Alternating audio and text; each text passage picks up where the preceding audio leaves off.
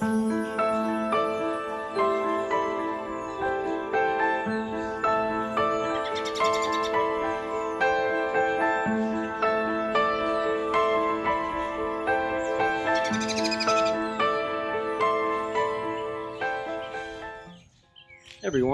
how are you? Captain Leon here on a absolutely beautiful spring day. Pretty bright day, actually, to tell you the truth. Coming out of winter up here in New York, and it's that time of year when we start to take the covers off our boats and look forward to our boating season. The world is in turmoil right now, and most importantly, I just hope that everyone is safe and healthy and happy with you and your families. And you know, the hope is that before long, summer will be here, all will be right in the world, and we'll be able to enjoy our fishing, our boating, and our, water recreational activities. So I'm coming to you here today because, this is the same boat I've had for the last 6 or 7 years. I'm going into my 7th season. This is my Yamaha. And, many of my friends with the same or similar sized boats have recently upgraded to larger boats. Would I like to have the 24-foot version of this boat with twin engines? Yeah, absolutely. There's no question about it. There is something convenient about having the smaller boat. It's a lot easier to trailer, and in the property that I have, the ability to get my boat in and out of that property, it just makes sense for me to just stick with my 19-foot. So what do we do to beat the small boat blues? Well, we add modifications to the boat. Doing so gives us a kind of renewed excitement with our vessel. It gives us more toys to play with. So I'm constantly doing modifications on this boat. I've done numerous mods, and some of you may know that if you take a look at some of my prior videos, from fishing rod holders to fender keepers on the side, to all sorts of things, have been done to this boat. And, with that in mind, as far as my prior videos, if you're not already a subscriber, subscribe. Hey, it costs you absolutely nothing. They say there's no such thing as a free lunch, but if you're not busy, maybe I can get my meal today. Make no mistake, there's definitely free guidance, free advice, and free know-how that you could obtain by just watching some of mine and some others' videos. So just hit that subscribe button. So without further ado, let me give you a look at some of the modifications I'm going to be doing this year, going into the 2020 boating season. I'm going to step out of the way here, and we'll get a close-up at some of the things that I'm intending to add to this vessel. All right, so let's start with the Lowrance. I currently have this Lowrance installed on the boat now. It's a 4-inch screen, little tiny, little small, first generation. I've had it on the boat for a while, and it works great, but I epoxied the transducer down into the hull. It does a great job at depth readings as it shoots the sonar through the hull, but unfortunately I do not have the functionality of knowing water temperature.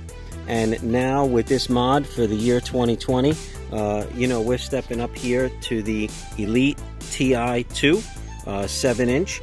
It's the biggest screen I'm going to be able to fit on the dashboard. The great news is that the mount for this unit is the exact same mount that I have for the 4-inch unit, so it's really just going to be a matter of almost plug and play. What will be different is I do have the side scan transducer that I'm going to be installing on the back of the boat, down under the hull. And when we get into this modification, we'll get into some of the specifics, because this hull has a step in it, and it's going to require a little thought and maybe some special brackets to really get this to work, so that we end up with a reading not only when we're sitting still, but I'd really like to have that side scan and the full functionality of this device while underway. So we're stepping up to the Lowrance 7-inch Elite TI2.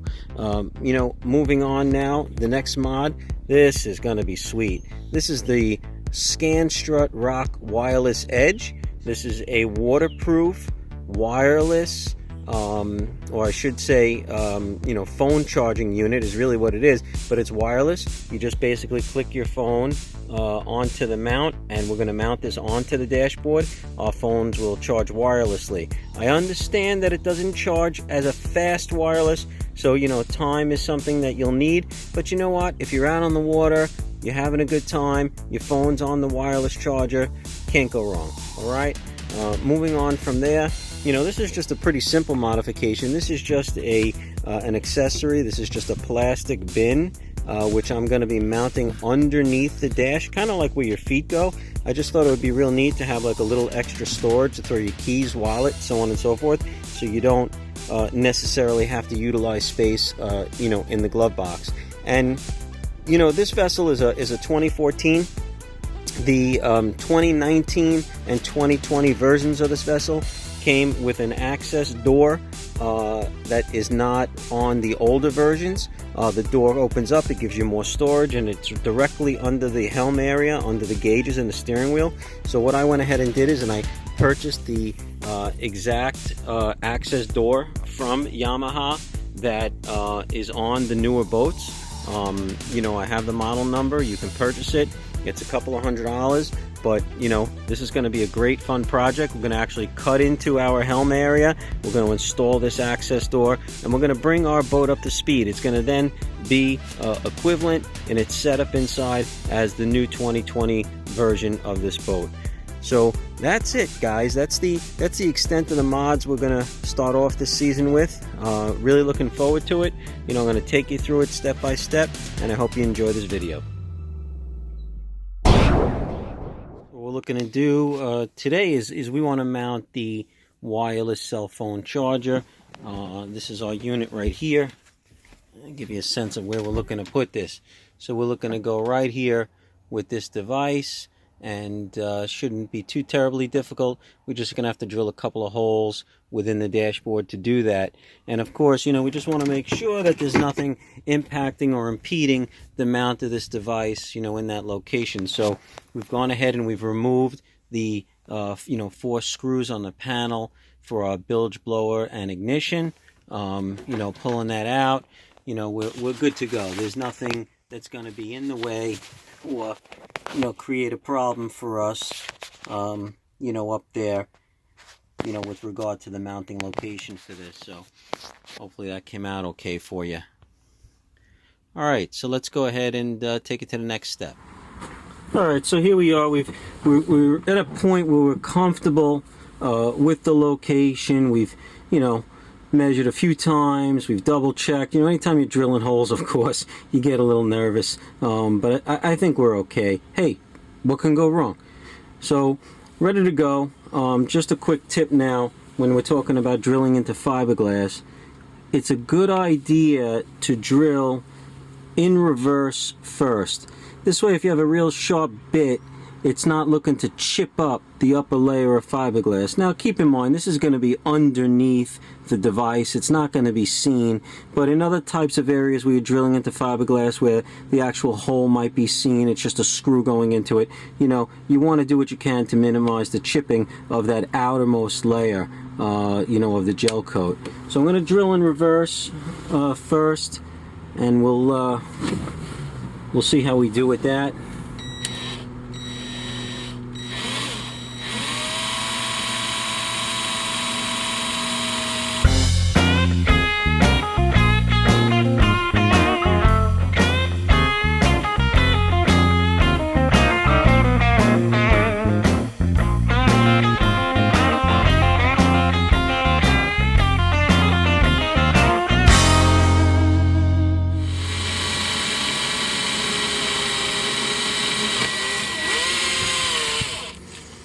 Alright, there you have it.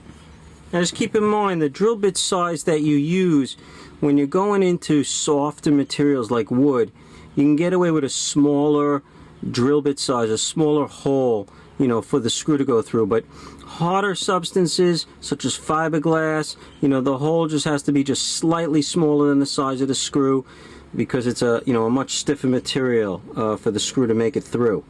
If you're ever putting a screw into fiberglass and you feel it binding, don't force it through, don't keep fighting it, you know, because you could snap the screw off, and then you got yourself, you got a problem. Houston, we have a problem.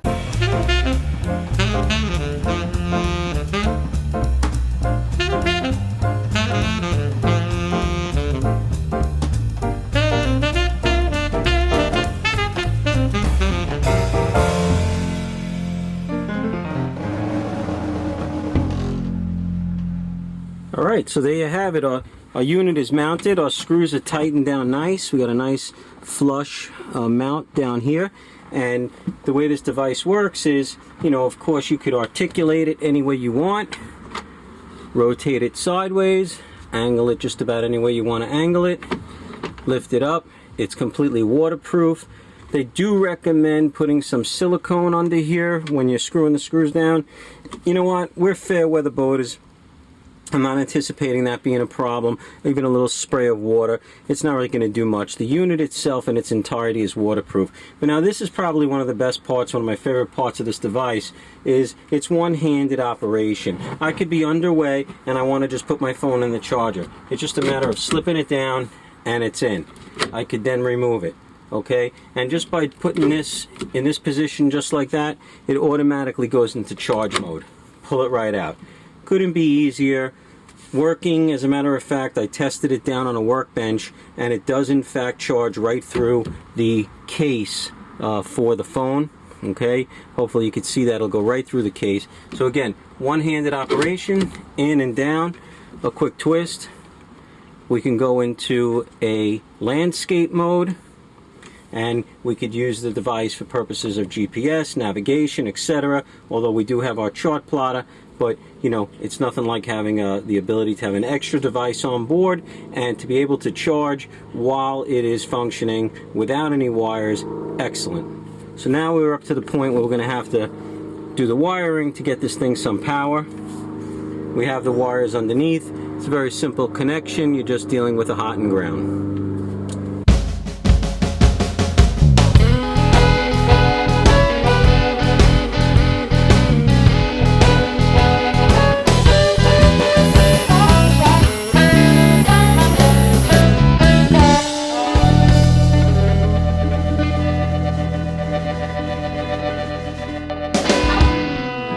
So we're good to go.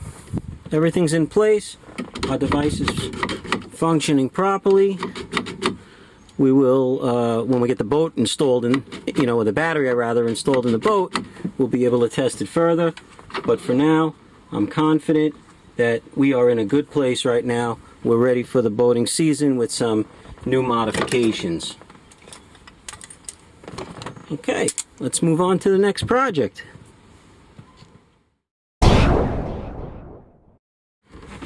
Alright, so here we go, guys. We've taken extensive time to measure this out. As the old adage says, measure twice, cut once. I have blue painter's tape around to keep the outer layer of the fiberglass from chipping. I've marked it out with pen. I'm confident in my measurements. What could go wrong?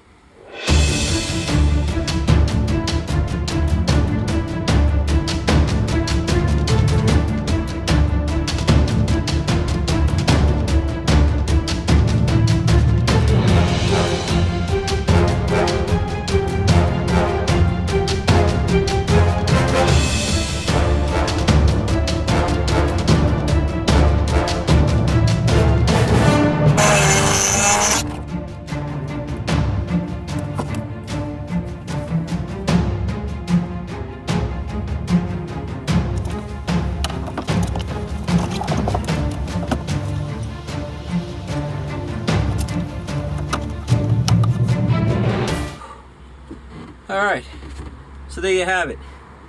I love it.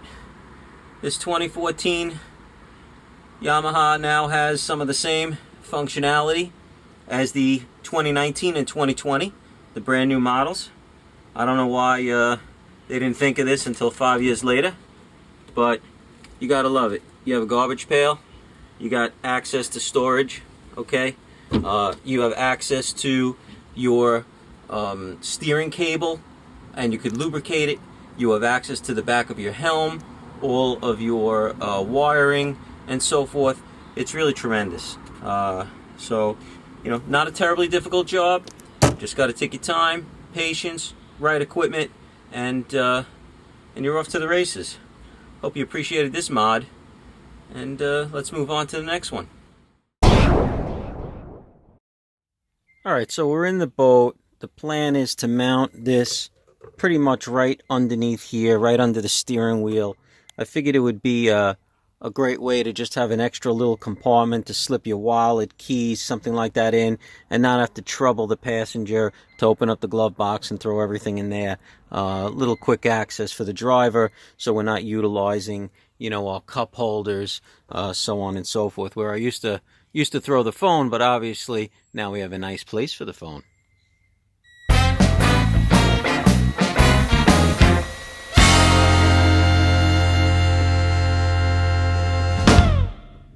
So genius me realizes after the fact that I had some extra boat carpet lying around and it wouldn't be a bad idea to throw a piece inside this container. So my keys are in there, wallet, what have you. It'll quiet it down a little bit as the boat's hitting some chop. Hopefully that holds up. And hey, thank goodness I use screws, right? What would I be doing right now if I peeled and used a 3M tape? Huh? Good thinking. Alright, so here we are. We're about to move into our next mod. We're looking to install the transducer by Lowrance to the back of the boat, right on the transom. And hey, listen, we're about to drill holes into our boat below the waterline. What's to worry about, right? Okay, so let me show you the situation here with this boat and the challenges we face with its hull design. So, you know, here we have the transom. It drops down flat 90 degree. But unfortunately, this is not the very bottom of the hull. If you look underneath, there's a step. Alright? And that is actually where the flow of water comes rushing out from underneath the boat. Right where the carpeted bunk is. And I've attached this steel ruler to the flush surface right at that point, to show you that this is not where the water rushes out, this is where the water rushes out. So while a transducer mount may work fine when you are at idle or perhaps at trolling speed, if you do want to get a depth reading when you're up on plane, now you have a problem. The OEM bracket that comes from Lowrance, which is right here, kind of is a little shy. I would have to really keep this bracket very low so that the transducer is hitting the flow of water, and it really doesn't offer enough to grab screws with into the actual fiberglass. So as you can see here, the difference, I went ahead and found a manufacturer who custom makes brackets for the Lowrance structure side scan transducer. You know, there's quite a difference between the brackets. First and foremost, the gauge of the stainless steel is really impressive. The name of the company is called Rytec Marine. You know, as you can see, with this bracket in place, it gives us a lot more meat to grab onto on the transom right there. And you can see the bottom edge of the transducer will be skimming the flow of water as it comes out from underneath the hull while on plane. And that's what we're looking for, okay? So we had to go with this heavy duty bracket. It is what it is. Alright, so here goes nothing. I think taking extensive time to get my measurements, get it exactly where I want, between the chines, the right height. And of course I'm still gonna have a great degree of adjustability once the bracket's mounted, but for now I just want to at least make sure my first hole is where I need it to be. And you know, I've taken the time to take a look from inside the boat. There's nothing behind this that's going to be a problem once I drill through. Never drill through anything until you really have taken the time to make sure you're not drilling into anything essential. So we're in good shape with that, and I think we're ready to proceed. Wish me luck.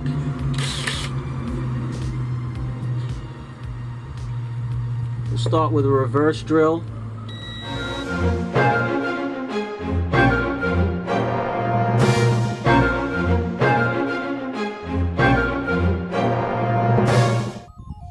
Alright, so we removed the access hatch so we have, you know, full accessibility to our bilge area, and see our old transducer right there. But as we spin around, as they say, voila! There is the screw, and obviously the 3/4 inch length is just perfect. We're good. I'm happy.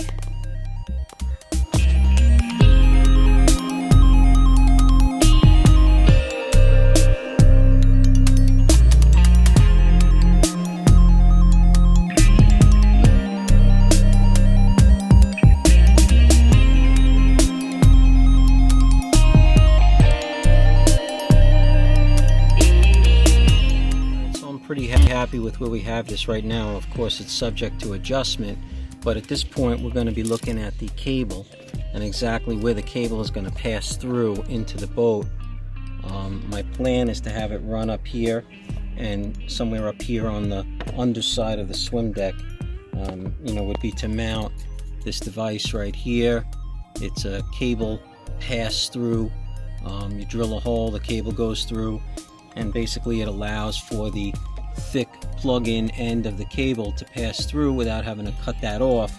But then at the same time, what happens is it'll seal the cable, once this gets screwed up. And in this area under the swim deck is above the water line when the boat is in fact at rest, so we shouldn't have too much worry, but we certainly will silicone it best we can.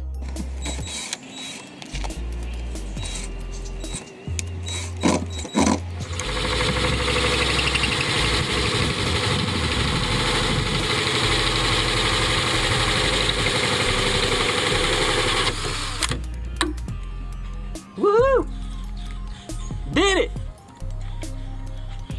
Okay, we're now going to apply some 3M 5200 sealant into the holes. We're actually going to apply some sealant to the screws themselves. We'll tighten it up. I'm hoping that my measurements are dead on. I won't have to move this transducer except for maybe up or down back here. But if we have to move it up and down on the bracket, well, we'll just have to loosen those screws and take care of it from there. And here we have the mount up under the swim deck, protecting the cable as it passes through, as it moves down to the transducer, which is perfectly level. And this is the flow of the water as it moves out under the boat, skimming the bottom of the transducer. Here is our finished product. Very, very satisfied. Check this out. This thing gives you call and text notifications. You also have the active imaging where it shoots a beam out 120 feet on either side of the boat to show you structure, rock, vegetation, you name it. Here you could actually see a tree growing up from the bottom right on an incline. And here is that rising bottom, seeing the depth change. Here's a side view of that exact same image. You could see the trees and you could even see some fish. And it also has your local tides and whatever else you may need.